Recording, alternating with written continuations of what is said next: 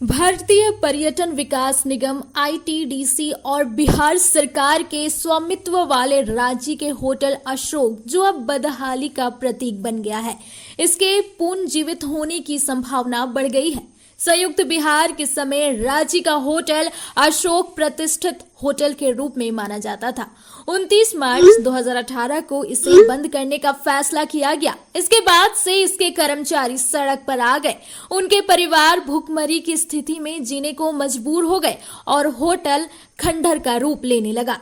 लेकिन अब इसके दिन फिर से बदलने जा रहे हैं। झारखंड सरकार के पर्यटन मंत्री सुदिव्य कुमार सोनू ने अशोक होटल को लेकर खुशखबरी अपने सोशल मीडिया अकाउंट्स एक्स पर दी। केंद्रीय पर्यटन मंत्री गजेंद्र सिंह शेखावत से दिल्ली में मुलाकात की तस्वीर को साझा करते हुए सुदिव्य कुमार सोनू ने बताया कि पर्यटन के क्षेत्र में समग्र विकास को लेकर अनेक महत्वपूर्ण विषयों पर चर्चा हुई। इसमें विशेष रूप से राज्य स्थित होटल अशोक के झारखंड सरकार को हस्तांतरण पर सैद्धांतिक सहमति बन गई। इसका मतलब है कि जो वर्षों से राज्य सरकार की मांग थी उसे केंद्र सरकार मानने को तैयार हो गई है। पर्यटन के क्षेत्र में ये एक बड़ी उपलब्धि मानी जाएगी। लंबे समय से राज्य सरकार की मांग और होटल अशोक के कर्मचारियों की मांग अब केंद्र मानने को तैयार हो गया है। दरअसल अलग राज्य बनने के बाद झारखंड केंद्र और बिहार सरकार से होटल अशोक को चलाने का पूरा स्वामित्व मांगा गया था। उस समय आईटीडीसी का 51% और बिहार सरकार का 49% शेयर इसमें था। झारखंड अलग होने के बाद बिहार के 49% शेयर में से 12.25% शेयर झारखंड को दिया गया। झारखंड होटल संचालन के लिए पूर्ण स्वामित्व की मांग कर रहा था, जो अब लंबे समय के बाद पूरा होता हुआ दिख रहा है। करीब 4 साल पहले झारखंड सरकार और आईटीडीसी के बीच हुए करार के बाद 62.5% हिस्सेदारी झारखंड सरकार को मिली थी, लेकिन इसके बाद भी इसे शुरू नहीं किया जा सका।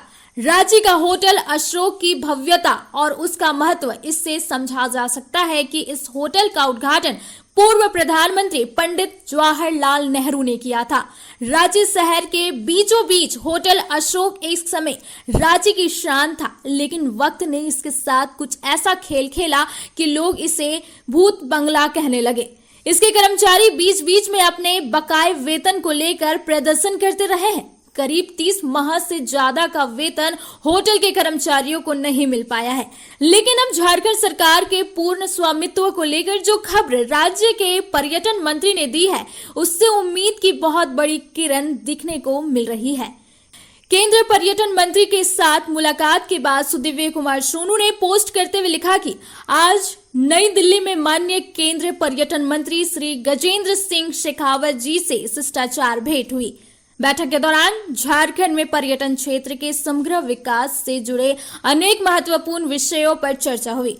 विशेष रूप से राज्य स्थित अशोक होटल के झारखंड सरकार को हस्तांतरण पर सैद्धांतिक सहमति, स्वदेश दर्शन 2.0 के तहत चंडील, नेतरहाट एवं तेनूघाट में इको टूरिज्म परियोजनाओं का विकास, अन्य राज्यों की तर्ज पर झारखंड में specialised tourism institute IITTM model की स्थापना, MOT व राज्य सरकार के संयुक्त तत्वाधान में राष्ट्रीय व अंतर्राष्ट्रीय पर्यटन मेले का आयोजन, राज्य के पुरातात्विक व विरासत स्थलों के संरक्षण एवं संवर्धन की योजना। इन सभी योजनाओं के क्रियान्वयन हेतु केंद्र सरकार के सहयोग का अनुरोध किया गया, ताकि झारखंड को राष्ट्रीय व वैश्विक पर्यटन मानचित्र पर एक विशिष्ट पहचान दिलाई जा सके।